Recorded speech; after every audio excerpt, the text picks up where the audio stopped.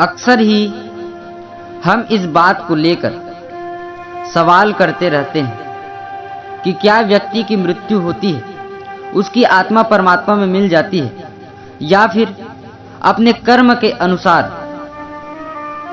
मृत्यु लोक, बैकुंठ या फिर नरक लोक में जाती है। इन बातों पर विज्ञान कुछ भी कहे, लेकिन पुराणों और उपनिषदों में मृत्यु और उसके बाद की प्रक्रिया पर सदियों पहले ही सब कुछ लिखा जा चुका है। उसके अनुसार किसी भी व्यक्ति की मृत्यु के बाद उसकी आत्मा 13 दिनों तक अपनों के ही बीच रहती है। गरुड़ पुराण के अनुसार जानकारी दी गई है कि मृत्यु के बाद आत्मा के साथ किस प्रकार का व्यवहार करता है यह उसके कर्मों पर आधारित होता है।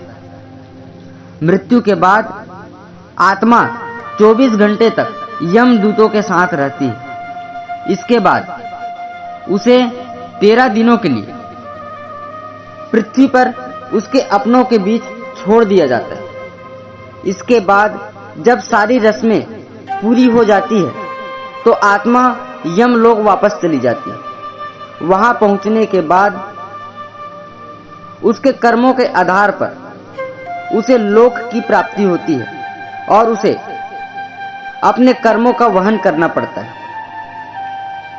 ग्रंथ उपनिषद कहते हैं कि जिसे मृत्यु कहते हैं वह शरीर का अंत है, आत्मा का नहीं। आत्मा तो अपने कर्मों के अनुसार मृत्यु लोक, नरक या फिर बैकुंठ लोक में चली जाती है और अपने कर्मों का भोग करती है। गीता में भगवान श्री कृष्ण कहते हैं कि आत्मा कभी मरती नहीं है, वह तो अजर है, अमर है। वह कहते हैं कि शरीर तो आत्मा के लिए एक वस्त्र की तरह है और आत्मा समय समय पर अपने वस्त्र बदलती रहती है।